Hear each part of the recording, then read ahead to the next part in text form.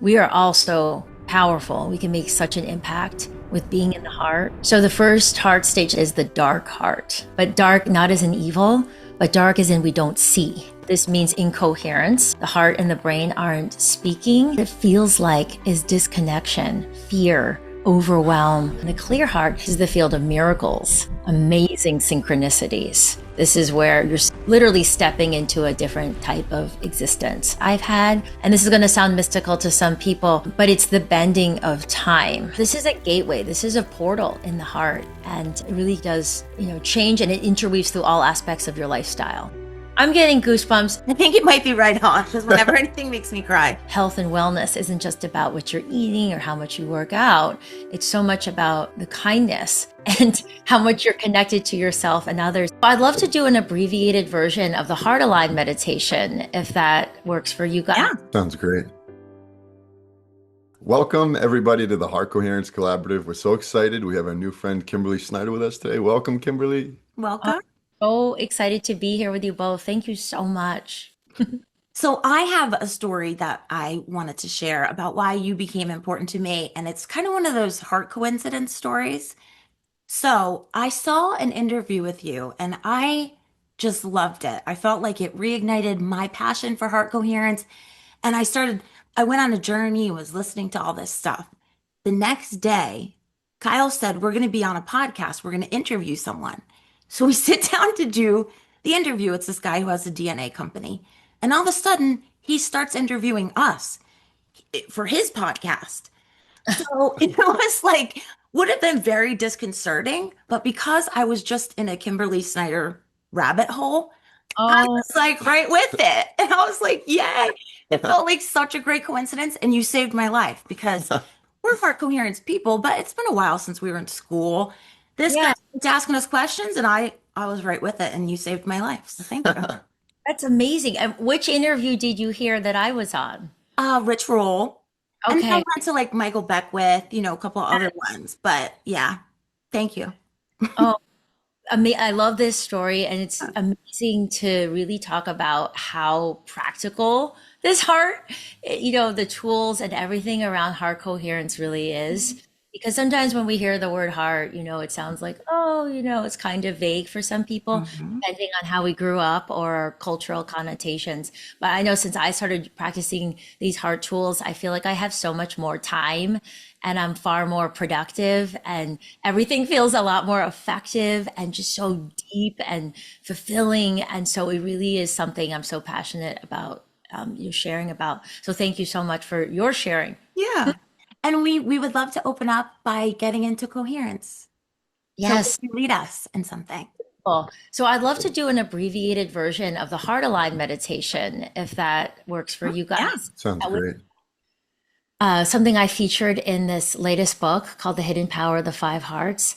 And it's incorporates some of the heart math research, and it also incorporates some of the ancient yogic teachings around the heart. And when I started on this journey, for me, it was amazing to see this intersection, which is spiritual, it's energetic, it's scientific, it's physical, it's so many different things. So let's just drop right in. Let's do it. All right. So if everyone is, or anyone is watching this or listening to this, unless you're driving in a car, I like to say, we're going to go ahead and close our eyes. And straight away, we're going to place our attention on our hearts. So sometimes, and I do this myself quite a bit, it can be helpful to touch your physical heart with one or both of your hands. It's not necessary, but sometimes it does help you connect into this power center, which again is energetic. It's a gateway, and it's also physical. We're just going to place our attention there. And also any last little shifts you want to make in your body to feel completely grounded. For me, sometimes that's some neck rolls or shoulder rolls. Sometimes you may want to shift about in your seat naturally. Just make sure your body is nice and comfy. And then we're going to relax the body completely,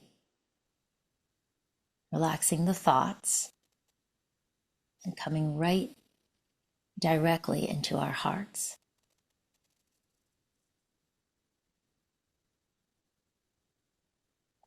So we'll start with some slow, deep breaths while focusing on our hearts, which basically means we're going to breathe in and out. But again, full attention right there in the center of your chest, right on your heart.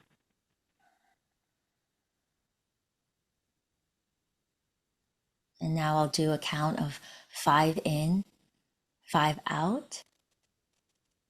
So we'll breathe in, imagining you're breathing into your heart for 1, 2, 3, 4, 5. And exhaling out, imagining you're breathing out of your heart for 1, 2, 3, 4, 5. And once again, inhaling into your heart for 1, 2, 3, 4, 5. And exhaling out of your heart for 1, 2, 3, 4, 5. So now we'll just drop the counting, but we'll continue to take some nice, deep, slow breaths like that. Full attention on your heart. If your mind wanders or a thought comes in, just come back time and time again, right into your heart. And now we'll recall someone or something that makes us feel appreciation, which is this beautiful heart-centered emotion, which feels expansive. For me, it feels a little tingly. It's a mix of gratitude and awe, thankfulness. So it could be a pet or a loved one, a beautiful waterfall or sunset, perhaps.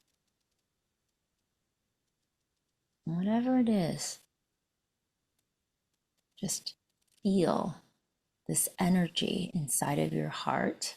We all have this power to self-generate these very powerful, coherence-building emotions. So use that recall, that person or thing, and feel appreciation for just a few moments, right in your heart.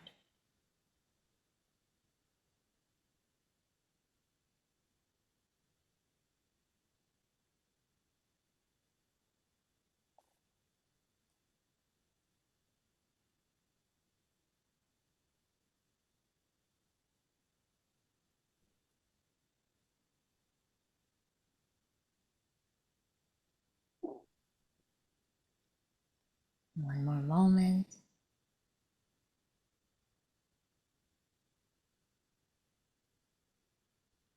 And feeling that beautiful appreciation energy, we'll take one more deep breath in. And then we'll exhale out appreciation. And then we'll breathe in appreciation, which can naturally start to expand to other heart-based emotions, love, peace. And then we'll exhale out appreciation, love, and peace to each other across this Zoom through time and space. One of the things the science shows, as well as the great ones, ancient teachings, including Paramahansa Yogananda, teachings are that our hearts are broadcast stations that can transmit over time and space. So we can send love to the whole community, to our loved ones,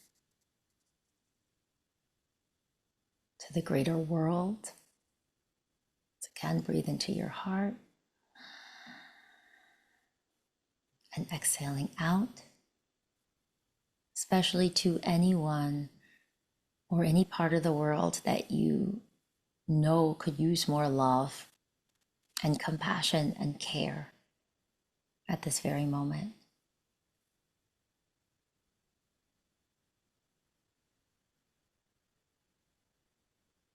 And then we'll take one more deep breath in, thanking our hearts for their incredible wisdom, and for always being right here for us.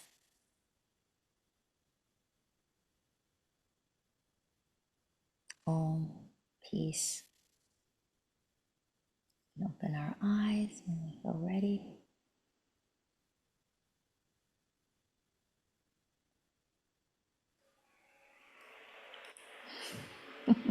Thank you. Thank you so much. I actually needed that. I had like this weird nervous feeling for some reason that I usually don't feel, but I'm right back to feeling present and open and connected. Mm. It's really amazing how different we can all feel, even in just a few moments, Mm. when we practice some of these heart coherence tools. And it's experiential, right? Yeah. Sometimes you do certain things or certain wellness practices, and you sort of trust that over time this is helping to make you healthier or add to your vitality or whatever it is. But the more you do these practices, it becomes so clear this is changing me, right? It's changing my perspective. It's changing my moment to moment experience. Mhm. It's changing my relationships. It's changing how I think. I'm having more creativity. I'm having more clarity, whatever it is. And that's why I think this work is really so powerful. And of course, we want to, bring people in to experience it for the first time, but it really does get deeper and deeper, Mm. as you both know. It does. So over the last year, you have become the most recommended guest that we've had. We were telling this before we came on. I'm curious, how did you become such a pioneer of heart coherence? So, what's interesting, Kyle, is maybe it would make sense if I share a little bit about my journey Love from the that. beginning. So it's like, where do we start, right? Yeah, Yeah, yeah. right. I would say, I think like many authors and many people that are in wellness or, in any sort of career where you're sharing and, want to support others, it comes from deep suffering on your own path in Mm. different ways. And I just grew up with a lot of disconnection, a lot of anxiety, a lot of low self-esteem. I grew up in a very Caucasian area. I'm half Asian. I always felt like I stood out, just uncomfortable. So I, channeled energy in the ways that I could, which back then was perfectionism and achieving, eventually eating disorders. And by the time I got to college, I was just ready to go to a bigger place.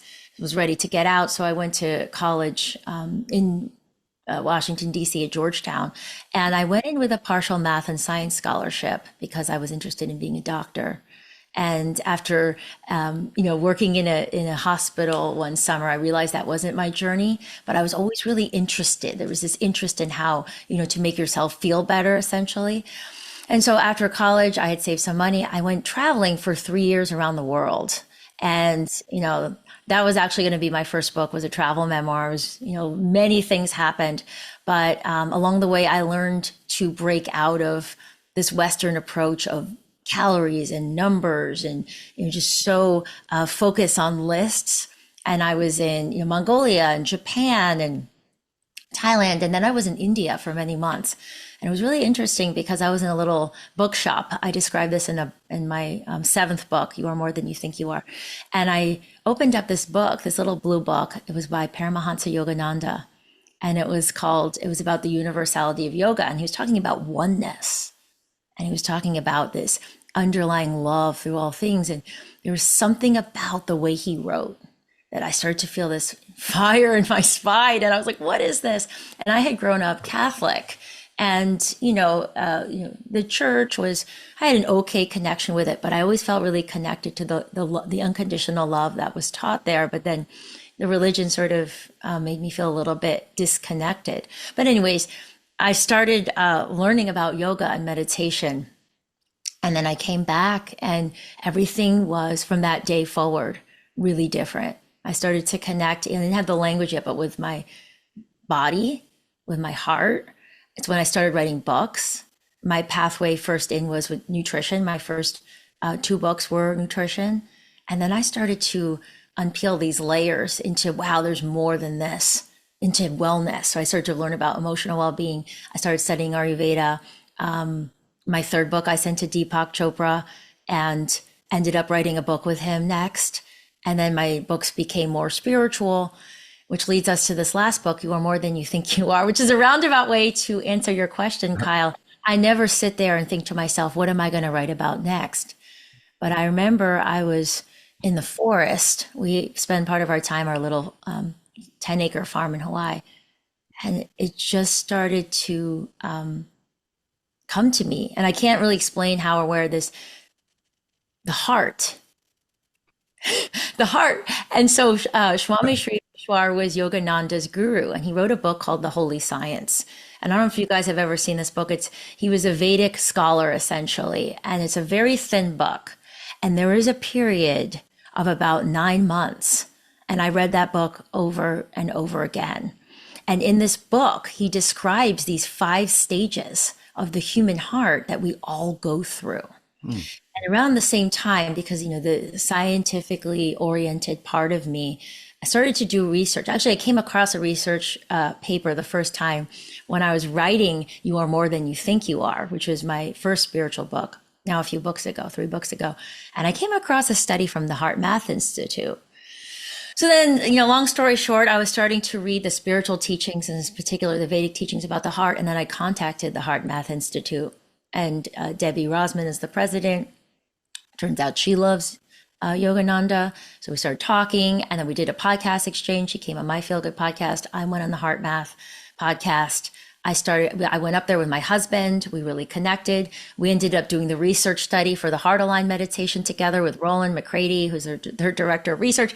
So then it was like this light bulb went off, which was, hey, these stages of incoherence really align to what Swami Sri Yukteswar was talking about, these Vedic teachings from thousands of years ago. So that was the genesis of the book. And then I started doing all these interviews and sharing about it because, again, I really feel like, especially now, we need the heart more than ever. Our mission here at the Heart Coherence Collaborative is to get people in touch with the healing power of the heart. And we really need your help. Right now, only 1% of viewers subscribe. We are aiming to take that number to 6%. The reason why we want to do that is the more people that subscribe, the more people in the world can learn the magical practice of heart coherence. So please help us out. If you've ever listened, if you love this message, please just take a moment to subscribe. Thank you so much. We love you. We love you. Yes, absolutely. We definitely agree with that.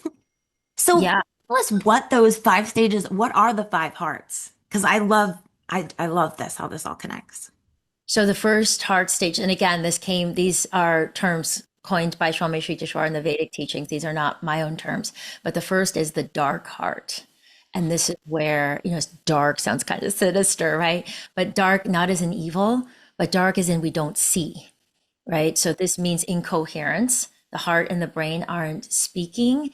So what this feels like and what this looks like in HRV patterns is those chaotic, jagged, shapes that you could see. And there's graphs in the book as well. What it feels like is disconnection, fear, overwhelm, lots of negative emotions, or maybe not feeling at all, right? And so what happens, maybe you make some lifestyle changes or some inspiration comes in, you get a little bit more energy. And so you get a little bit more coherence. And this moves you into the second heart stage, which is known as the propelled heart. Where we see a lot of society. This is that always on, can lead to burnout, doing. This is, what I look like, the image I project on social media. I have a very prescribed plan for my life. I should be married and have this kind of house and this many kids and by certain ages, right? And then the third heart stage, when we start to transcend that, is called the steady heart. So there's a lot more coherence, and we start to feel that there's an anchor inside of ourselves more and more. So this is a really big jump. And then the fourth heart stage is the devoted heart. And this is where we become more devoted, as it were, to these inner heart qualities, to compassion, to care, to love, to peace. But the ironic thing is, and we can talk about this as well, the magnetism of the heart field, right, which is felt out many feet from our body. It changes the way people perceive us. It changes how we perceive the world. So even though our primary focus isn't as, hell bent on the achievements and the numbers and hitting this and this, things tend to work out more easily because we're just in a higher field of coherence. And then the fifth heart stage is known as the clear heart. So there's even a stage beyond the devoted. And the clear heart is where we become, you think about a prism. I use that analogy in the book. We become more clear. So now it's not just about our hearts. We're more transparent to the universal heart, to the will of God, spirit, universe, however we like to think of it. This is the field of miracles, amazing synchronicities. This is where you're literally stepping into a different type of existence. And so I want to be clear, no pun intended, that it's not, we're stuck in one stage. We could be in various stages in a day, in an hour, right? We have these clear heart moments, maybe when we're in the shower or we're looking into our child's eyes and just sort of staring off into space. But we tend to be in one heart stage for various periods of our lives. So for example, as I mentioned to you guys, a lot of hustling in my life, wanting to prove I was lovable by my worth, a lot of propelled, many years in the propelled heart, periods in the dark heart, right? But as we, the tools and teachings in the book are designed to help us transcend into spending more time in the higher heart stages and to know how to get out of the dark heart and propelled heart when we find ourselves in them. That's great. So if anybody's listening and they're in the propelled heart or dark heart, would you just recommend for them to read that book, or is there any other practices you'd want to share with them? So, yes. So first of all, I would recommend doing this 8-minute heart aligned meditation that we just did. We just did sort of a snippet. There's the full meditation on our website, free with tracks and coherence music at mysaluna.com. If anyone's interested, it's 8 minutes. And what we did in the research study with Heart Math is we had 30 participants that did the tracks 4 or 5 times a week. We did it as a group once. I led the group 1 time a week. And we had to trust. We're like, here are those tracks, guys. Please practice this. We brought them into the lab at the beginning with the M-Wave Pro, the very sensitive heart math equipment. We brought them in. We brought them back after 30 days. And there was an astonishing almost 29% increase in their getting into a coherent state and a 10% increase in their overall baseline coherence levels. Nice. So it was significant. And Roland was like, wow, this is incredible, right? And increased, the self-reporting of feeling more peace and less anxiety and all these other things. It was significant. And so I say that to show how accessible this is. That practice is only 8 minutes. And so that's the foundation, I think, is having a practice. And the yogis have always said this: energy builds through ritual and what we do with these small, consistent steps. And so besides that, Kyle, there's other practices in the book that are a combination of spiritual teachings and research. For instance, in the steady heart chapter, there's something called the heart aligned steady in life. And it's how you steady yourself when big emotions come. One of the things I think really holds people back is not having the tools to emotionally digest. Now, I've spent years and years, and we have I have a whole line of clinically researched products, SBO probiotics and digestion related products, because I think digestion is such a huge part of wellness.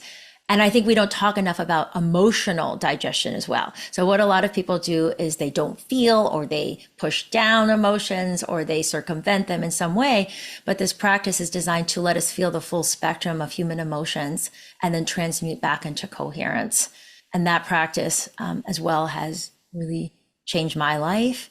Again, because I think a lot of us as children aren't really meant, or we don't really learn about emotions and emotional well-being. And I think that's a really huge part of heart coherence as well. I love that. Yeah. Can you talk more about, sometimes people will say heart coherence can be like an avoidance practice. In other words, you're getting into these renewing emotions. Can you expand on a little bit of what you mentioned? Because you mentioned a practice. How can you be doing these practices and it's not a bypass, or it's not avoiding your emotions, your negative, depleting ones? Yes, I think that's a really great question. And so there's a lot of things in there. So, first of all, when you get more coherent, what it feels like, what the steady heart feels like, is having an anchor, right? So you anchor in, you can feel, you can get more coherent, and then you can allow yourself to open up to, let's say, a strong emotion like anger or sadness, grief, jealousy, like whatever is kind of like a big wave, right? What it feels like to me is a big wave is coming, but you're holding on to an anchor, like a pole. So sometimes what can happen if you don't have these tools is you can get identified with these big emotions and you start to feel like I'm in the anger. So with the heart coherence tools, the Steady in Life, for example, practice is you get coherent or you take time to regulate yourself. And then you let the full emotion come up, which could last, 90 seconds or a few moments. And there's a lot more steps and, detail and tools in the book and this practice. So you're feeling it, you're human, but you're not getting lost in it because you're like, oh, there's a safe place. I'm anchored, right? That's the difference, is like feeling like I'm grounded in my body and in my heart. And so the emotions, it's safe to feel. And you know what? A lot of people, Leah, don't feel like their emotions are safe, or they feel like they don't know how to deal with them.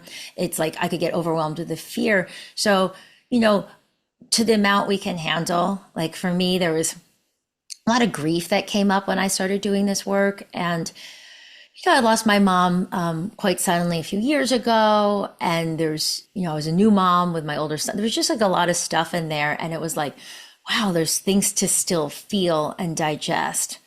But it's not avoidance. It's allowing ourselves to actually feel, which is in a way it's not, we can't intellectualize emotions, right? A lot of people want to think through or just kind of talk about feelings without actually feeling them.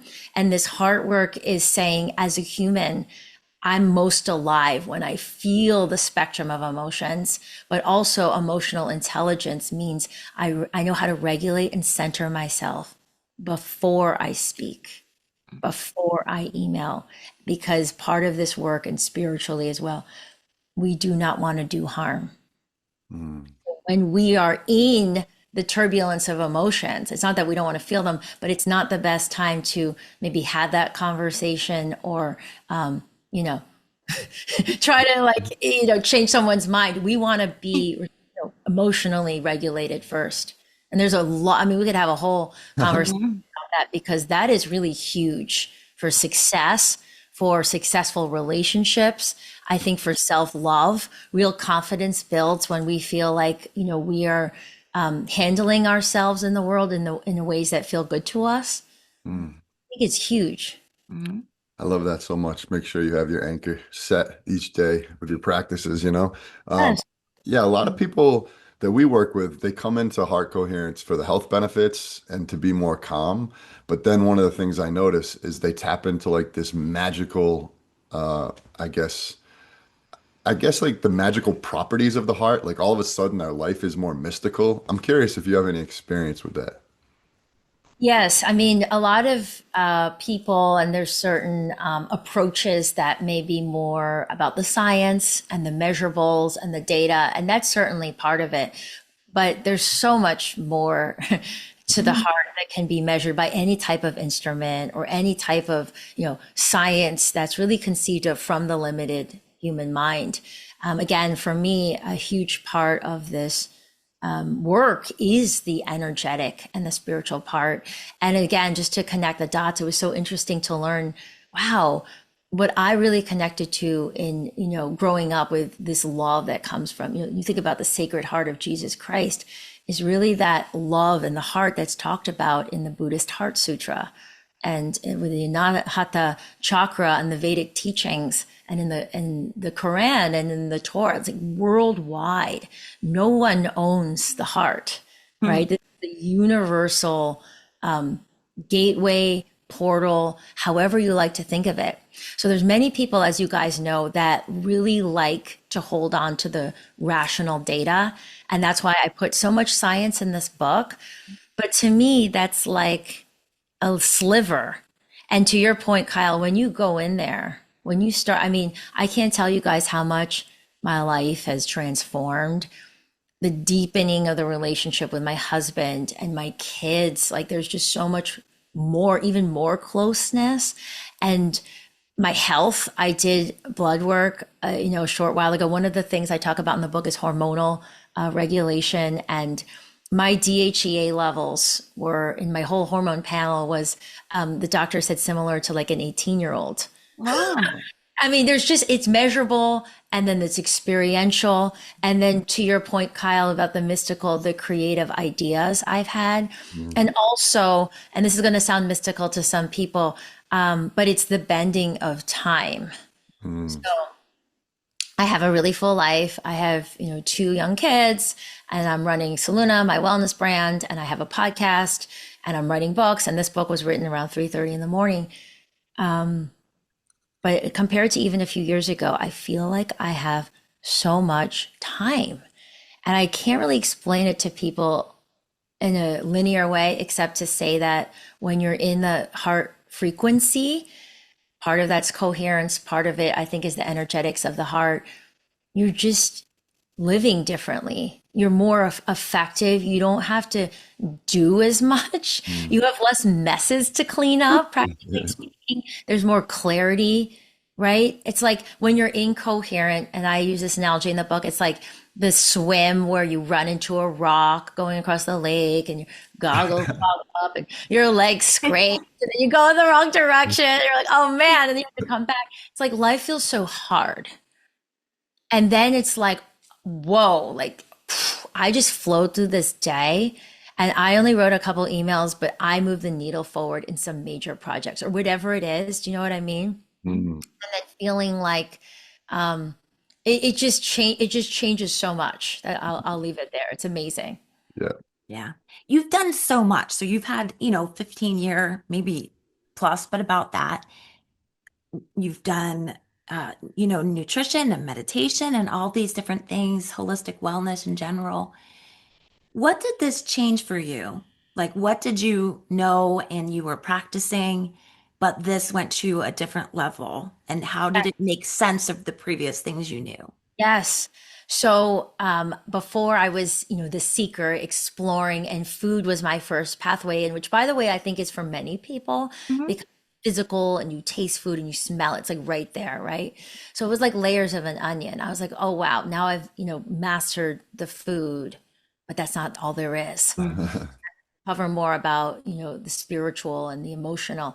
And when I got to the heart, though, it felt like, and I described this, Leah. So I have we have four cornerstones we talk about at Saluna: food, body, all the body care, emotional well-being, and spiritual growth. And you've heard me talk about all four in this interview. The through line, I call it the golden thread, is the heart-led living.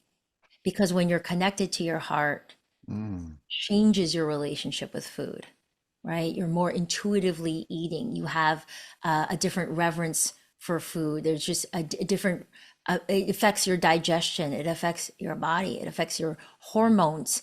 It helps you be more emotionally resilient, emotionally intelligent, and deeply spiritual aspects of going into the heart. This, for me, the spiritual is a lot about connection. You feel so deeply connected to yourself, to all others, to spirit, however you define that, right? So this is a gateway. This is a portal in the heart, and it really does, change, and it interweaves through all aspects of your lifestyle. Yeah. Wow. So we do this event where we send everyone in our group a heart coherence meditation every day for 30 days. And we have thousands of people doing this, but the one thing that we always notice is just like everyone in the group becomes more caring about each other, more in love with each other, more synchronistic. And so it is beautiful. I'm curious if you have had any experience with people's heart waves merging and the weird synchronicities that happen when people's heart waves come together. It's really amazing. Around the book launch, we did a series of community events like this on Zoom with hundreds of people, and we still do them now. But there was these moments of, again, just as you described, Kyle, feeling the group really united, and then between one Zoom and the next, people had taken that out into their communities. So, for example, one person reported back that he was supposed to speak at his sister's wedding, and there was a lot of drama, and the aunts and people didn't like each other, and they were fighting. And he did a heart aligned meditation instead of a speech. And then the whole wedding miraculously came together, danced, and came together as a family in ways they never had. And there were so many stories like that of the group syncing up and then taking it into their communities and then coming back and growing and like this pulsation. Wow, everyone, we are all so powerful. We can make such an impact with being in the heart and, again, heart-led living. Love that. Yeah. Can you talk about how service changes, how we hold service and do service, which I think do service is probably a little bit more in the propelled heart, but how does it change as you're advancing through these stages of the heart? So it's a great question. And in the devoted heart chapter, which is the fourth heart stage, there's a section called Never Miss an Opportunity to Serve. And to your point, Leah, sometimes we get these ideas, can be very heady. And I'm not saying they're, legit. Of course, it's wonderful to, say, oh, I went to this charity function or I volunteered at a soup kitchen. That's wonderful and needed. But at a certain level, in the devoted heart, you embody these qualities that are of great service to the world: love, care, compassion. So never miss an opportunity to serve means that being in your heart and radiating the heart's power is moment to moment service. Every moment is an opportunity to serve. What that means is when you're checking out at Target, there's a moment there to connect with the cashier and look that person in the eyes and ask them about their day or be extra kind. There's a moment when you're on the freeway and you could let that person into the intersection. There's a moment when you're dropping off your child at school and you could connect more to their teacher or to the other parents. Do you know what I'm saying? It's like the activation of the heart is, there's a fire in there, there's a warmth.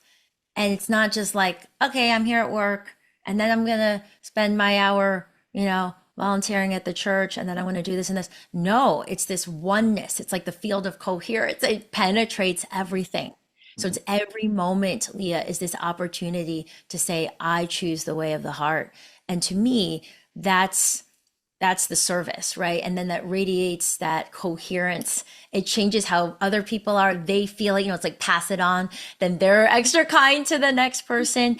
And one coherent heart can change the group dynamic. And I felt this at school events. We had this picnic the other day and really being heart led, right? Or at your office or with a group of friends, right? So we can actually be of service in all the many ways. I love that so much. Yeah. I'm curious if, you have a background in nutrition. Are there any wellness practices that people currently have that are actually making them worse? In all ways? Yeah, In in like all in ways. different Yeah. fields, you mean, Yeah, or I'm just across the curious. board? Yeah, in any of the fields. I'm curious if there's anything you think that people are doing that's actually not good for them, Yes. that they think that is. I mean, of course, I think there's a lot of blessings in social media and connectivity, but there's also, some harm that can be done with many self-proclaimed experts and information that can get distributed. I think what happens is that people can get very much confused and up in their heads, and they may hear a little bit of, advice or something, and then or take one study and like make their whole life about that one thing instead of seeing the fuller picture. So for example, again, and I don't want to do this anymore, but there's been times where I've been on panels Mm. with people that have different lifestyle or nutritional ideologies, and there's always these battles. I have this study, you have this study. But when we step back and we look at the wholeness, like a holistic lifestyle. So for example, my friend Dan Buettner, who discovered the blue zones, who's been on my podcast many times, we're looking at these these cultures that are living to be over 100 years old and have very low, incidence of degenerative diseases. And you look at their holistic lifestyle, they're eating lots of fiber, right? They're spending lots of time with their family members. They're gardening, so they're essentially squatting. They're walking uphill a lot. There's all these very natural ways of living. And I think today, it starts to be like, oh, this is the one thing I have to cut all the carbs, or it's the sugar. The sugar is everything. And now suddenly they're not eating fruit, which is, one of the natural, amazing foods that are grown in nature. It just starts to get very, the one bullet approach, which I think is really harmful. Yeah, instead of looking again, the heart sees, it's like that zooming out and seeing like the totality of the lifestyle. And as we know, health and wellness isn't just about what you're eating or how much you work out. It's so much about the kindness and how much you're connected to yourself and others and being able to stay calm, right? And in harmony. So to your point, Kyle, I think there's a lot of ways in which people aren't seeing the fullest picture. And there's also a lot of misinformation. I love that. Yeah. How has your relationship changed with your body and eating? And I know you mentioned that you've had eating disorders. I know people who are still, they're in their 30s, they're in their 40s, and it still keeps coming up. They still keep struggling with it. So Yeah. over time, do you think changed your relationship with food and with your body? And how has this next phase of the heart helped even more if it has? So for me, that was, I had eating disorders when I was around 16 years old. And I just remember being so disconnected and such a perfectionist. And when I was backpacking around the world, that was a big part of my healing, was just to see these amazing people and women outside of the Western world. I wasn't in Europe, I wasn't in Australia or United States. I was mostly in Asia and Africa. To see so many people, eating foods that were digesting well and had great skin, and no one was weighing themselves. So that was a big part of that healing, Leah, was starting to, you know, remove myself from calorie counting, counting carbs and all these things. And then I just started to find a lot more ease. So when I wrote that first book, The Beauty Detox Solution, I felt so triumphant that I had figured out a way to really maintain my body weight, and something I really wanted to share. I wanted to shout it from the rooftops. So from that day, from that period, I really did have a very easeful relationship more with food and my body. That's why I sort of like moved on. Mhm. For me now, what gets deeper is more the connection to my body in terms of feelings, because I realized I cut myself off from feeling a lot of negative things, or like, jumping to feeling good or pushing things down. So what this heart work has done, I think, is just really allowed me to feel things. And like I said, with these heart aligned practices, to emotionally digest. And what that's done, I think, has elevated my vitality, back to this blood work I did. I think there's better absorption of nutrients. I think digestion can get better and better, like in many other ways. So yeah, so that's really improved overall. One thing, we help a lot of people develop a relationship with their heart. And one thing we notice is when people first start out trying to meditate, they might not be able to think of things as frequently that they're grateful for, but slowly and steadily it builds up. And over time, the next thing you know, they're thinking about so many things. So I'm curious if that's kind of what you've noticed with people that, when they're building this relationship with their heart, they start to think about things that they're grateful for. It might be a little more difficult at first, but then over time, it's like a giant well has just burst open. Yes. So a lot of times, like, people can spend time just kind of like, think.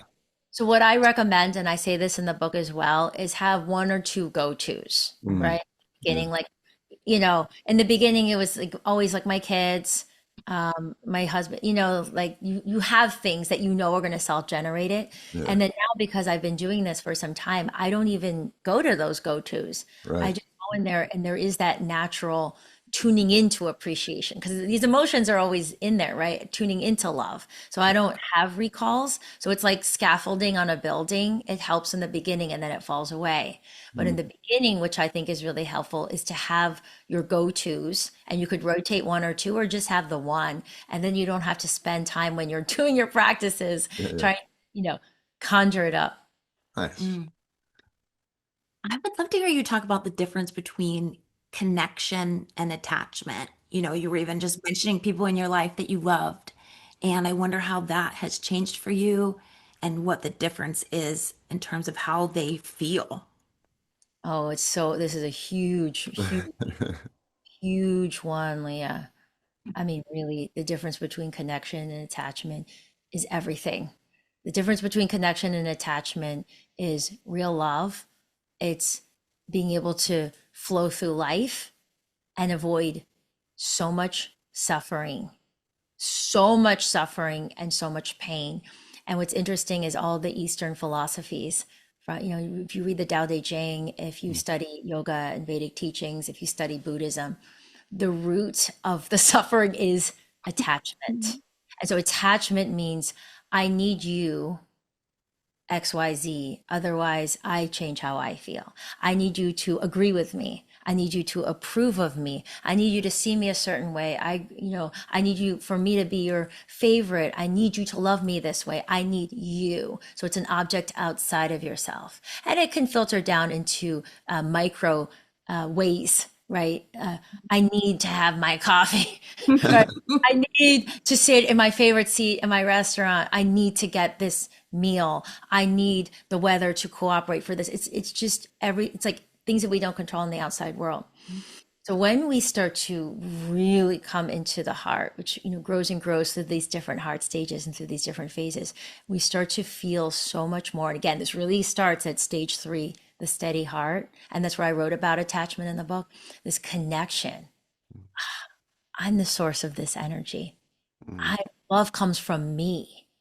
So if this person dumps me, or if I lose my job, or my kids grow up and they don't need me as much, I have this connection inside of me.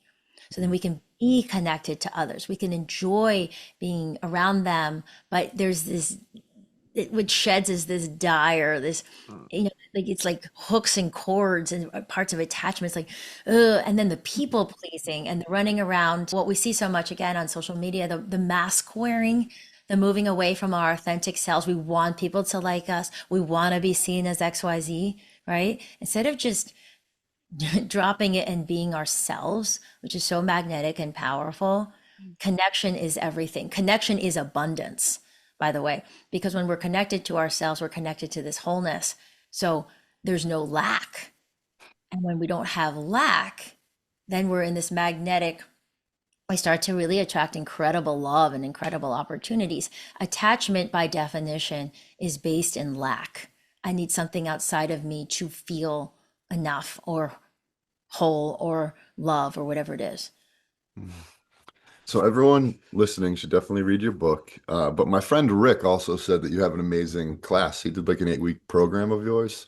So I was curious, what other ways can people get in touch with your work other than reading your book?